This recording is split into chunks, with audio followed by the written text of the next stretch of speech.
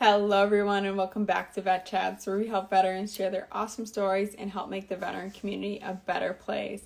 I hope you'll stay tuned to see how the younger generation is continuing their service. Also, Vet Chats is now available on Race Across America Radio. We will be played Mondays at 9 p.m. and Saturdays at 3 p.m. They have a ton of great veteran content that I know you will appreciate. You can find them at Race Across America radio.org or iHeartRadio and on the Odyssey app. Also, the Veteran Workbook is now available, so please be sure to check that out. Hello, everyone. We have a really exciting guest tonight. This is my first time interviewing a couple, and I am really excited to have them on. They are from Down Homestead. They've created a YouTube channel.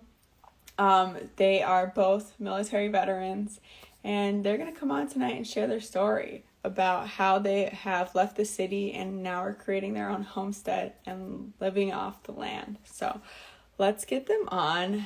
Okay, I'm going to request you guys. I see you guys.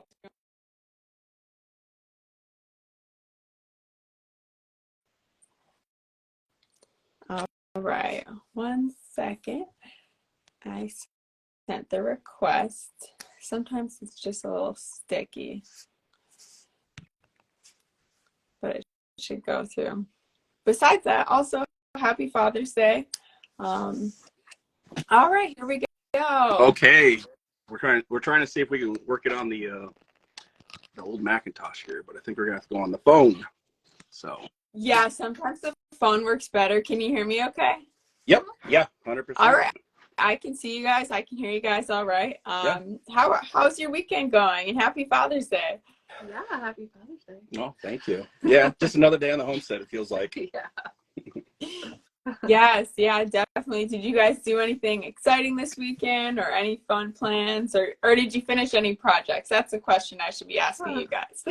No, we just got back from vacation. Yeah. So this weekend was more like cleaning up, making sure everybody was good while we were gone. So Yes, definitely checking in with everything. yeah. So let's get into it. I'm really happy to have you both on. Yeah. So let's start with Grant. Let's talk about your background. Wow, how did you end up joining the military? Man, so long ago. I was not good at school. For everybody that knows me, should be like, duh. I was not good at school. I did not want to go to college. So my brother was in the Army when I was younger, and he talked to the recruiter for me, one of his Army buddies or whatever. And sorry, we have a dog over here, so we're trying to maintain the calmness here. But yeah, so I wasn't prepared for college at all. Like, I didn't really even think about it that much, and I didn't really have a direction going in life. And so I went over to the Marine Corps recruiter after I talked to the Army recruiter, and just something about it sparked my interest. Mm-hmm. And then once I told one of my buddies of mine, he actually joined with me. We went in the buddy program. I don't advise anybody to do that because you get made fun of a lot in boot camp and have to hold your buddy's hand a lot. And, so yeah. How does everyone know about that? Well, the drill instructors always leak stuff out, like, oh, good to go. You and Murphy are buddies, huh? And you're made fun of after that. So we'd like sing and skip and hold hands down like in front of all the other recruits and stuff. So anyway, so yeah, age 17, my dad signed off and my mom signed off, and the rest is history for joining. I was into cars. I was into stuff that was more like tactile, and so I didn't really see myself going the college route. The opposite, Nicole. Complete opposite. So gotcha. Yeah. So let's get into Nicole. So you're more of the college type, the study type. What about the military attracted you? I was interested when I was younger too, like getting out of high school. 9/11 happened when I was like a sophomore in high school. So military was kind of on my radar, and I even went to talk to a recruiter because I wanted to do something in the medical field, nursing, something. And they were basically saying like, oh, you might have to do a couple things, you know, for a couple years, you wouldn't be able to do it, but then you could do it eventually. And so I just kind of went away from that idea. And then I met him and he was military. So again, I was like, well, I'm not going to join the military now. He's in the military. But then once he was getting out, we have a good friend. He's a independent corpsman in the Navy. He actually just retired after 22 years. Yeah, it's 22. But he was just talking to me and he was like, I was finishing my bachelor's and he just kind of talked to me and I was like, yeah, why not? He's getting out. I can get in and he can follow me and be my dependent for a little bit. So that's what I did. It was a crazy conversation. I looked over at my buddy Shane. I just got done with fighting some wildland fires in Camp Pendleton. And I came home and Nicole was like all excited. And I was like, you know, what's up? And I remember I wasn't even out of my uniform yet. I still smell like wildfire. I remember that conversation because I was like, I thought I was tired. Like, hold on. Did I miss something? You said you want to join the military. Do you not see the hell I've been through for the past, like, you know, at that time, 5-6 years with her. So like when she said that, I looked over at my buddy, Shane, was like, is this your idea? So, but I'm so glad she did it. I was 100%. I'm down. Whatever she wants, I'm down for. I'll support her any way I can. So that is incredible because I could also see the case of like Grant, you being so done with the military, like I don't want any affiliation. You did your 13 years. You're like, I'm ready to get out. But that is so awesome. You supported Nicole. And how did you prepare her? What was that conversation? Gosh. These are good questions. So I was a recruiter in the military for 3 years. One of the most horrible jobs you can imagine. There's a lot of negativity I'm putting out here, but we're also talking about the military. So that's okay. So the way we as recruiters would do mentally, physically, and I guess traditionally, we would prepare everybody, all the recruits and everything for boot camp. I don't know what she was thinking when it came to boot camp. My impression of boot camp is, you know, Marine Corps boot camp. And so I was like, well, let's tone it down a little compared to what I would do with the recruits. And yeah, let's get ready, babe. Let's do it. Every single thing that I put towards her for getting ready, like in the morning, I was like, all right, let's start doing push-ups. Because in the Navy, what is it like? It's a, you can bike, you can swim, you can do push-ups. You can choose whatever cardio you want. And so I just started working towards those with her. And it was like, I don't have to do this. Why are you doing? Like, it was so much. Yeah. It was just like, I was very resistant. I feel like he was expecting me to go through like a crazy boot camp because that's what he went through. I mean, just be ready. But I was going through officer development school in Rhode Island because I was going in as an officer because I was a nurse. And I don't know, I just wasn't expecting it to be physically crazy like how he was expecting it to be. So I was very resistant in his trying to coach this is the girl who's never ran a mile since like high school. So just in case, I was like, we need to get you ready, you know? So yeah, definitely. And that takes a lot of courage too, Nicole. After seeing what he's gone through, you're like, I'm ready to put on the uniform. It's my turn. So what was the consensus after your boot camp? Who was right about the training?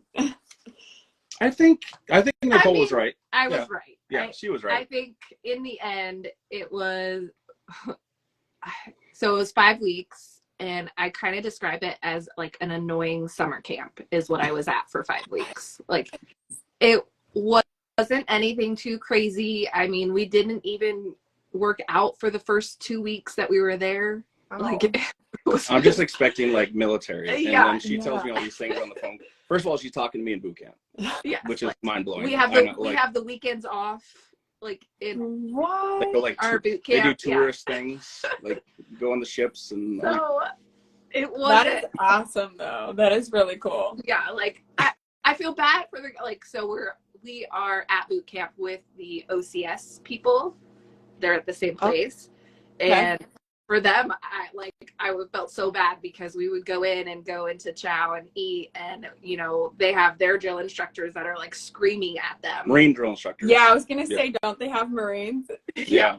Yeah. So I'd be like next to somebody like that, and their Marine drill instructor would be screaming at them, and they'd be like, "Excuse me, ma'am." I'm like, "Oh, I'm sorry." You know, it was. So she's commissioned as an officer already when she goes to boot camp. Yeah. So she's already getting saluted and everything. They can't like really scream at us. We had a senior chief that could like haze us or exercise us for like, I think our limit was like 10 minutes that he could do that. So it wasn't crazy. It like I said, it was an annoying summer camp that I was at for 5 weeks. So it wasn't too bad. That is so interesting. And, you know, because I never thought of that, like being such a different experience. Mm-hmm. So when you went to the fleet, did you feel like you were, like that training made you underprepared at all, or for what job you had, you were like, that's what I needed to do? I think for the job I had, going into the medical community, we're not as, especially I went to a hospital, so it was a hospital military. So I mean, I think there were some things that I could have been more prepared about because we had other branches with us. So as far as like knowing rank structure and all that stuff, I could have known a little bit more better. But the medical community is not as military-ish, I feel like, as going into like the fleet or the green side. I wasn't. I was blue side. So it wasn't as crazy. And I think I, for the most part, was taught what I needed to be taught in ODS. So. Jenna, I have a question for you. How does that make you feel hearing her talking about all these easy ventures in the Navy and versus your experiences with like boot camp and stuff? I think it's awesome just because I feel like that was kind of like where I came up with my question, because I felt like a lot of that training was unnecessary. Mm-hmm. You know, I'm glad I went through it, but again, for what I had to do with my job, it was not needed. Yeah. It was just fun. Yeah, I totally get that. How do you feel? I feel like there's some feelings behind there. With me? Yeah. I don't know. I think it's a forks and knife school. You know, you get your uniforms, but that was not the deal. We didn't have a deal or anything, you know, with her joining, but like that was very, I guess, expected, because when she said, yeah, I want to join the military, I was like, what are you talking about? I'm literally getting out in like a few months, you know? And then when she said the officer route, that was obviously better. And then when she said the nurse thing, I was like, well, shoot, you've been a nurse for a couple years at that point. Yeah. And so for me, I was like, oh, corpsmen, I'm used to seeing the corpsmen do their jobs and stuff, and I never see the nurses. So, I mean, that's a good sign that they're not up front, like doing all the work all the time.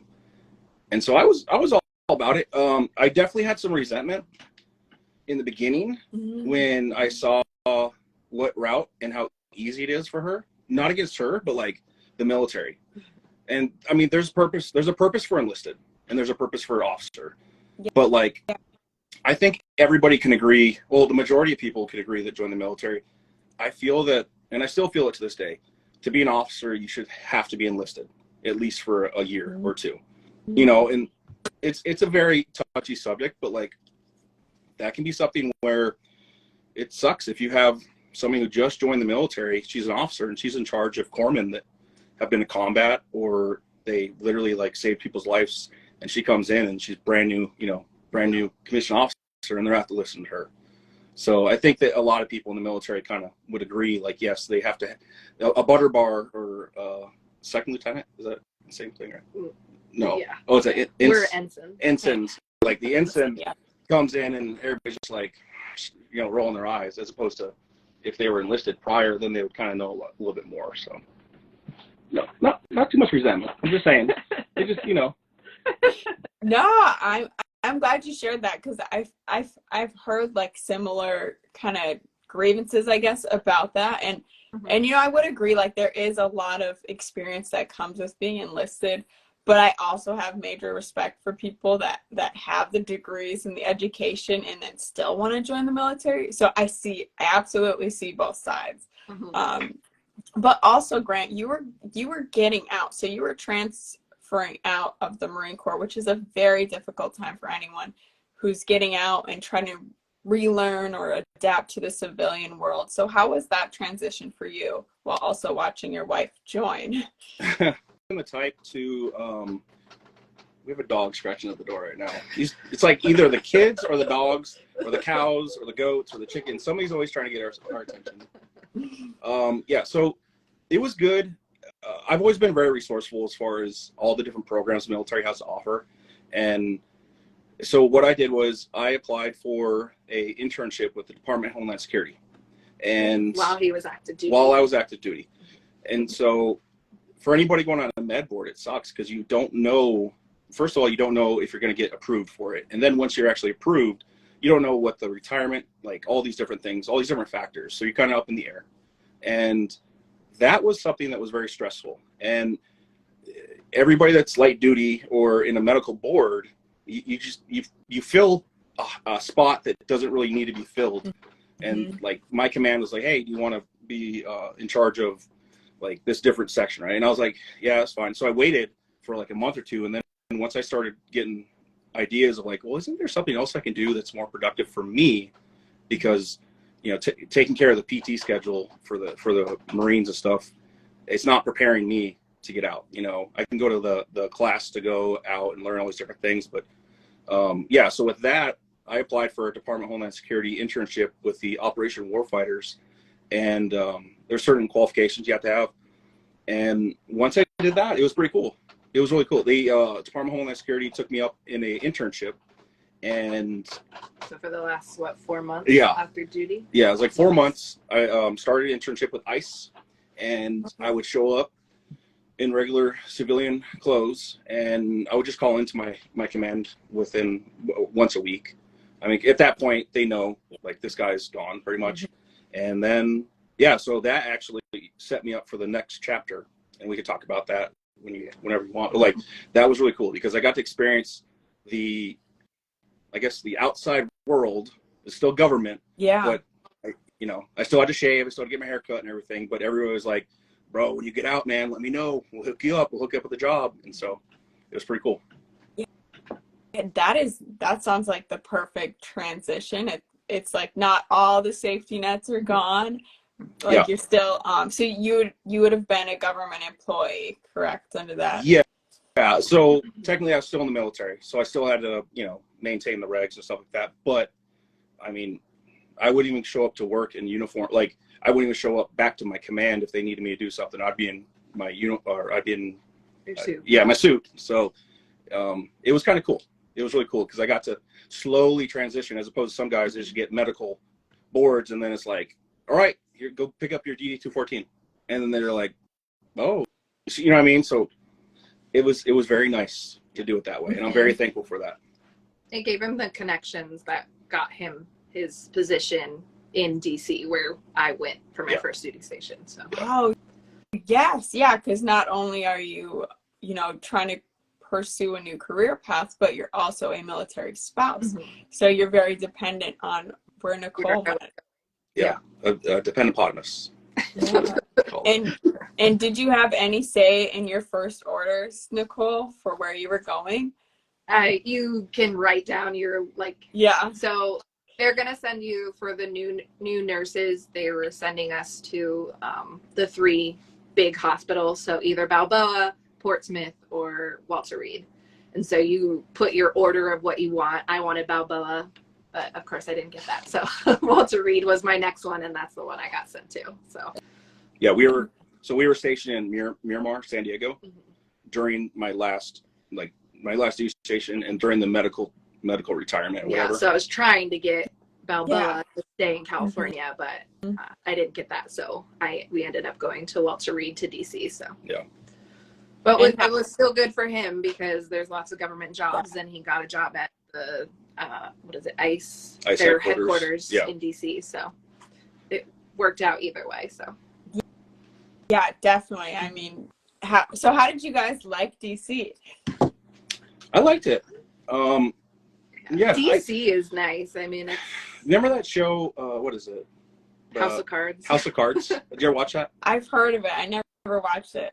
In the beginning, there's this like slow entrance to the show, and it always shows DC with like very like slow, casual, I don't know, like dark music. And it just makes it look so peaceful and beautiful. There's a side of DC that I hate, and I can talk about that later on. But when it came to actual like it's the nation's capital, all the monuments, all the different places to go, it's a great town. Yeah. Horrible town if you want to have your Second Amendment rights and you want to, pursue political areas, because then you're just a tiny little fish in a big lake, But I liked it. Yeah. Yeah, definitely. I mean, I've worked on Capitol Hill as an intern. I could get into the politics, but we don't talk about politics on here. But I totally feel you there. Yeah. But what made you, Nicole, decide that it was time to get out? That you're ready for the next thing? So Walter Reed was not the best experience that I had. It was a hard 3 years at Walter Reed. Hard leadership to deal with. Crappy command. Just crappy conditions as far as working conditions. So I didn't have a good taste in Walter Reed. And then my next duty station was 29 Palms. And same thing. Leadership was not great. Working wise, it was fine. It was a small hospital, so it wasn't anything crazy, but I feel like everybody says, oh, just wait till your next duty station. Wait till your next, it'll always get better at your next duty station. And at that point, we were trying to have another baby, and, COVID happened, and we just kind of realized that we wanted to kind of disconnect from the government, just big cities, like everything like that. We wanted to make a break and do our own thing. So I actually would have only done 4, but I didn't and they don't tell you this, that once you change duty stations, you have to do 2 years on station, regardless of your. Is that for officers or enlisted too? I don't know. I don't know if it's just for officers, but for us, if you change duty stations, you have to do 2 years, no matter your, because I only owed 4 years. But yeah, so I ended up doing 5 because I had to do 2 there. But yeah, I think it was just time for us seeing the country how it was and everything. It just, for us, we were ready to be done. So yeah, it was definitely a scary time. So how were you guys just like, seeing things, or how did this idea form? And also, what was the point where you're like, this isn't an idea anymore, this is a plan, like we're doing this?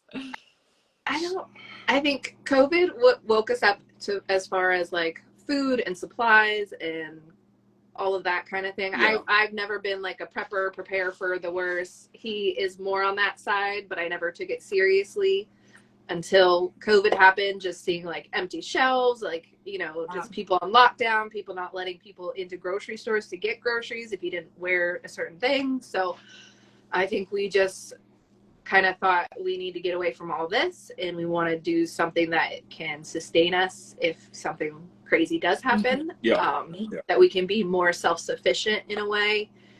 And I think going on YouTube, we started, I feel like a lot of people went this direction after, COVID. And so we started watching YouTubers that were homesteading and raising chickens and all of that stuff. And yeah, I think the more we watched, we were like, yeah, this is what we want to do. And we just started looking through the states and preparing of where we wanted to do this at. And Idaho just popped up and was the right spot for us. So when COVID hit, it was like March, April, somewhere around there in 2020. And Nicole got called to be a nurse on the USNS Mercy. Sorry. Yeah. So she went on that. You know how the 2 ships, the Comfort went to New York, and then the Mercy went to LA. And the hardest thing, I guess, is a dependent. All my dependents out there, they understand. So the hardest thing is a deployment. And at the time, Weston, our youngest, he was a year and a half. Yeah, a year and a half. And Nicole is the mom and loving and nurturing. And I'm always doing stuff. Even like when I wasn't working at the time, I was always trying to do things, and I didn't I took it serious as being a parent, but not just by myself. Like, it's always a team effort. And she got orders, and it was like, hey, we need you on the Mercy. And yeah, it was within like 3 days. I had to go. And you're So- just gone.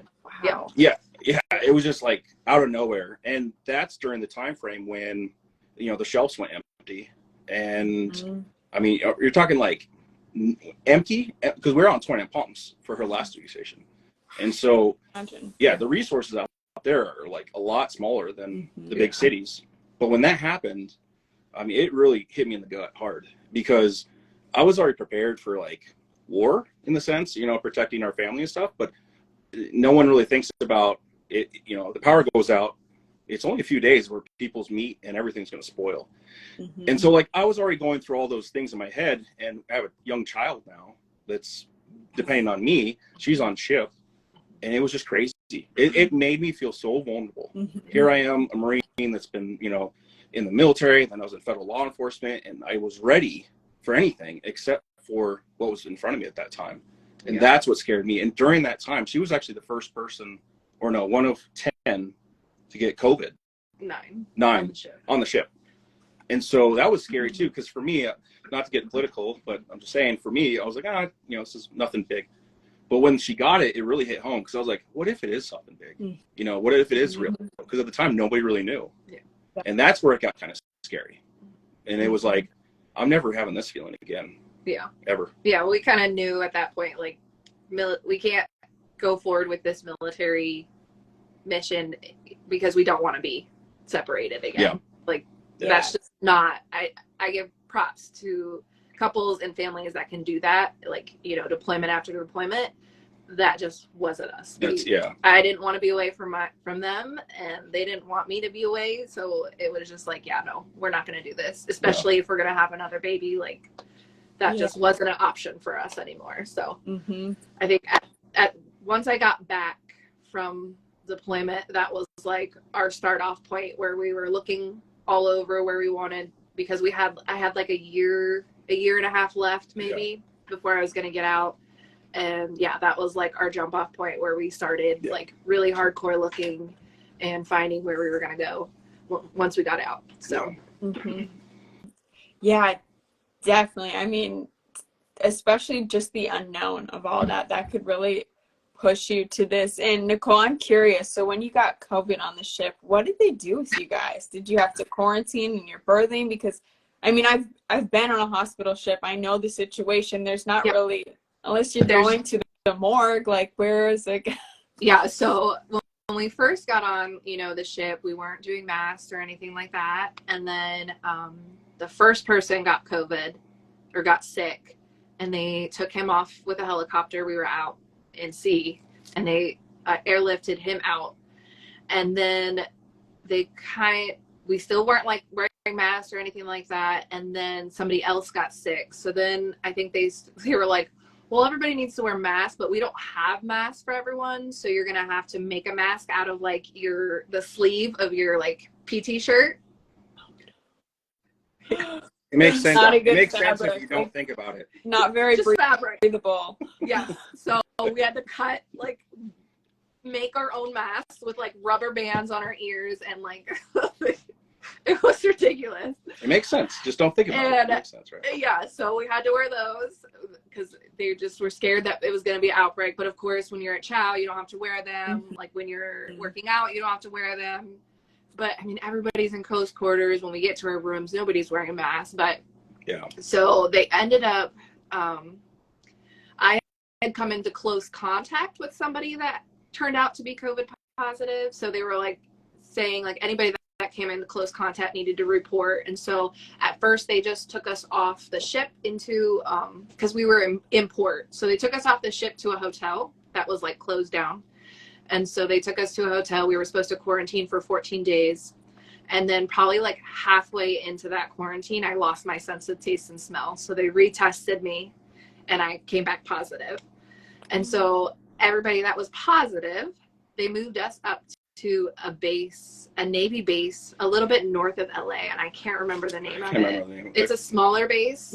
But they basically put us in like the little hotel that they had there with like an RV park where no one was there. So we each had our own room, and they put a chain link fence around it. And so I You see the felt movie like Contagion? I That's felt where like I was in prison. Yeah. We couldn't even talk to the other people that were COVID positive. We couldn't interact with anybody. They would come and drop our food off outside, like outside on the porch. And so like, they would knock away and then run. Yeah, they would like knock and then run. And if you didn't get to it in time, which I didn't, I sleep in a lot, the birds would get it or the squirrels would get it. Oh no. And then sometimes they like, that. yeah, I didn't think of it either until I got up and my like styrofoam and food was like everywhere. And then sometimes they would forget to bring us dinner. Like I felt like I was in prison. Like we tried to talk to the command to see if we could like walk down to the beach, like have them corner off a beach area for us to at least get out. No, that was too dangerous at the time. So I ended up being quarantined, I think like 32 days in that hotel. Yeah. Oh my goodness. Yeah. So they tested us every week and they wouldn't let you out of quarantine until you tested negative. I mean, now we know that just stays in your body for a long time. Yeah. And so I kept testing positive. So they were literally, the ship was heading back and I was still at that base. And we were like, are we going to go back to our bit? Like, how are we getting back? The ship's leaving. Like, the deployment's over. What are you going to do with, I think it was me and one other person that were still left. Yeah. Like by the time the deployment ended. And they ended up getting drivers from my base to come pick me up. And I basically had to wear a mask. They had to wear a mask and like, you know, the gowns and everything because I was still technically positive. It was depressing for over 30 days. Just it was so dumb. A hotel. So everybody says like, oh, I would have just slept and relaxed. And no. You can only do so much of That's that in a hotel room for like 2 days, maybe 3. Yeah. And then it's over. Well, you're over it. It's silly too because she was in LA and we were in 29 Palms. That's like an hour and a half drive. Yeah. So mom and wife, like we can't see her. Yeah. And it's just killing me. So like sometimes I would call and she's like, I didn't get breakfast or I didn't get dinner or I didn't get lunch. And we're just like, okay, you know, I'm like, I wasn't going to be that dependent, but COVID made me that dependent where I was like calling senators, I was calling Congress people, like anybody possible, the generals, and just being like, can you all get your heads out of your ass? You know, like this is ridiculous. My wife is like, she needs food. She needs, toothpaste, all these things to live. And so anyway, it just was, the government is just, we're so glad to be away from it. So glad. So. Let's get into it more of like this dream you guys are now fulfilling and building, because I have a few questions about that. My first one is so you decided on Idaho, and then what was the next step that you guys had to take? Next step was finding the property. So we knew he really wanted at least 10 acres. I wanted at least power on the property so that when we brought our RV, because we were living in an RV at the time, and we planned on bringing it up to land so that we could build our home. So I wanted at least power to have for the RV. That was one thing I was like, I don't want to have to dry dock for however long. Yeah. We just like scoured the area of where we really liked. We found a couple properties and he flew out. So we had never even been to this area. We had never seen it. We had never been to it. So we narrowed down to a couple properties we found, and he flew out for the week. It was like the day after she came back from ship. Yeah. And he flew out there and kind of looked at the area, looked at the properties that we had pinpointed. And this one that we ended up with was perfect for us. And we fell in love with the area. And so we ended up doing owner financing with the lady. She was really great. So, because buying land with like a conventional loan is really hard. You usually have to put like 50 to 70% down for like a land loan. Whereas owner financing, she was able to take a lower amount down.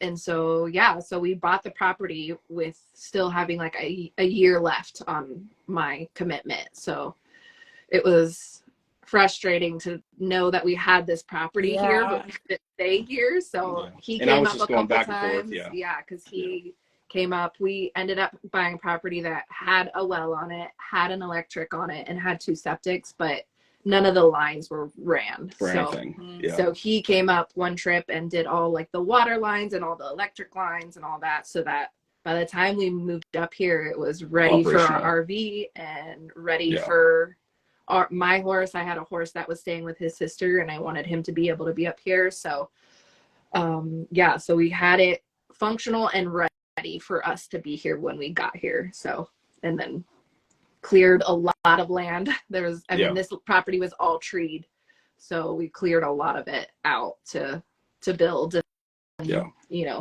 the infrastructure on the property. So it's been a lot of work thus far, and still plenty to go. Yes, yeah, definitely. So I know when we talked, we said there was a plot twist.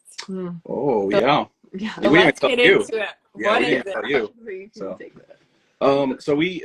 So Nicole said we got everything ready. There is no guidebook to homesteading from scratch. There's a lot of channels you can look at and stuff like that, but everybody's land is different. So what is good on your land isn't really conducive to my land. And so we made sure we kind of like planned out where the house, the barn, all these different things will be. And we put in the power, we put in the water, everything for where we wanted our shop house to be. We have it's a shop with a house on top is what we were planning. 60 by 40 shop and an apartment on top. And so after we planned that out, we found a contractor. One of our friends, they're watching right now. One of our friends, they had a contractor that was building their house, and they're about halfway done with their house when we decided, okay, let's hire that contractor to build our house.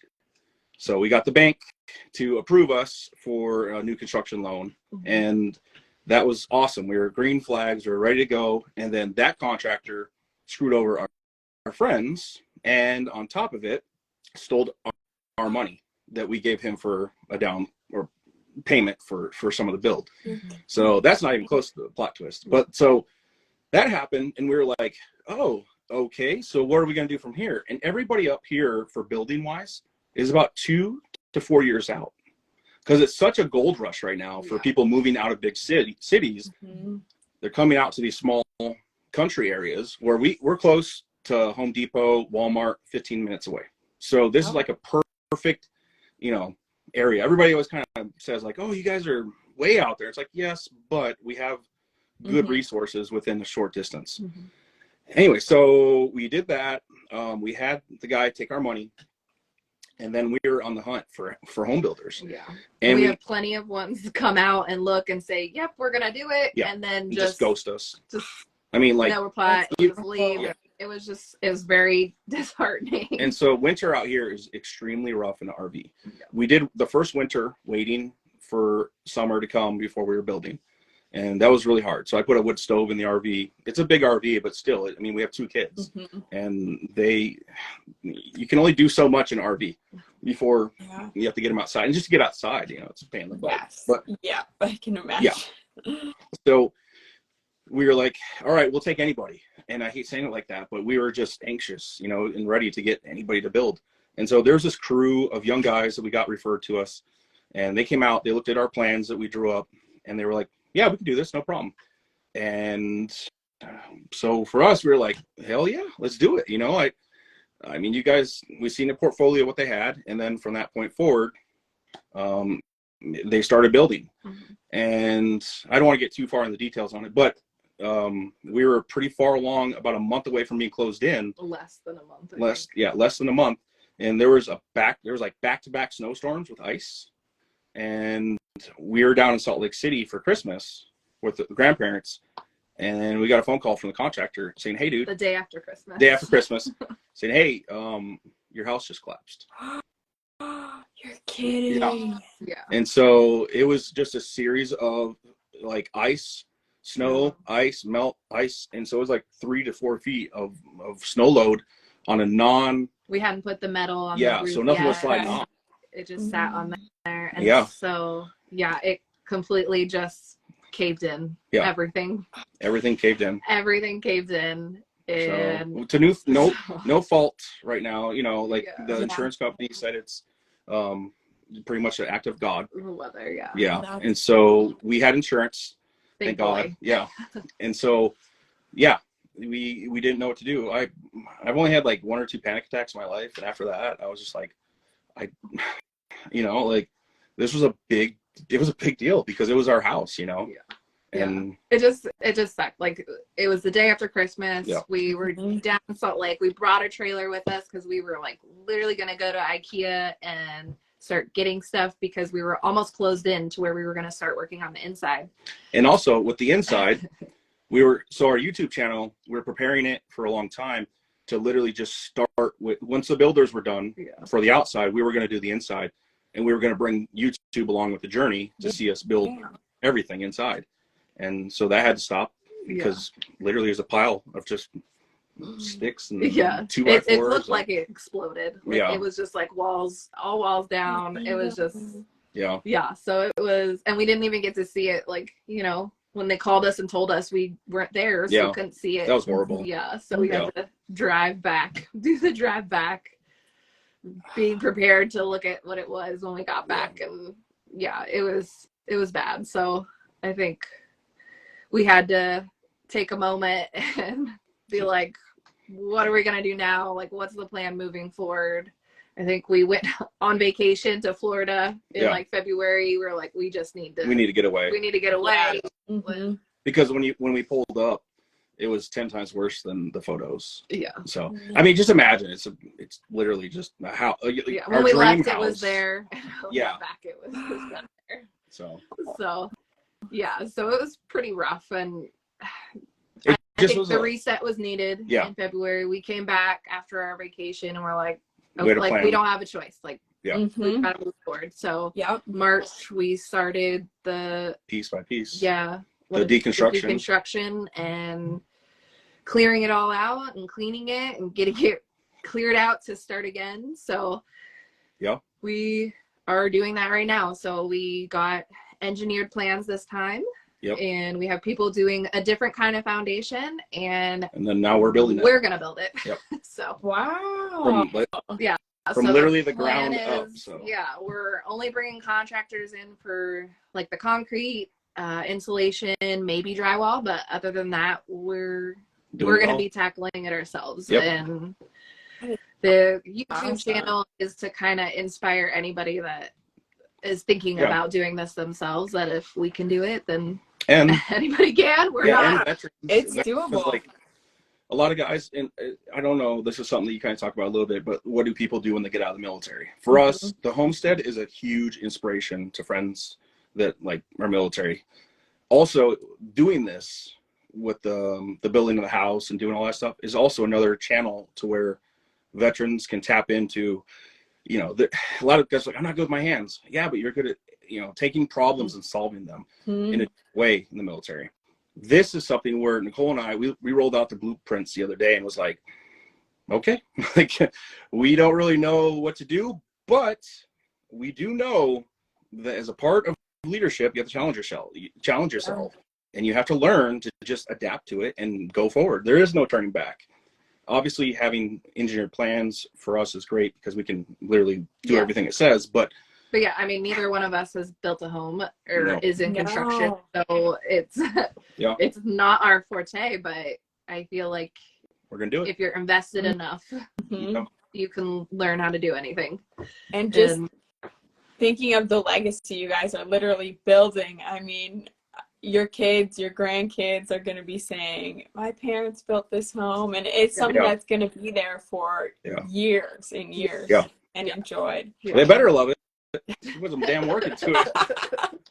Or I'll find somebody that does love it and give it to them. Yeah, so we are coming up on time, and I want to make sure everyone listening knows where to find you and what your channel's about. So go ahead. So we're Down Homestead. You can find us on Instagram, Facebook, and YouTube. Our YouTube channel is going to be following us on this journey of building our own home from scratch, and also our homestead. So, I mean, we have gardens, we have animals, goats, chickens, horses. So we're kind of trying to do it all right now and manage it. So just want to be an inspiration for other people that are thinking about doing this journey, that, Yeah. Just throwing out stuff that we've learned along the way so that they don't have to go through those same mistakes. Yep. Yeah. So Yes. yeah. Yeah, absolutely. Well, thank you guys for joining Vet Chats tonight. Thanks everyone who came on the live and stopped by, and thank you to everyone who's watching the replay. Be sure to check out Anchor Down Homestead, their YouTube channel, their Instagram page. And yeah, well, thank you guys again. I hope you enjoyed this. Awesome. Thank you. Thank you so much, Jenna. Yeah, of course. Well, have a good week. Yeah, All you right. too. All right. We'll talk. Bye.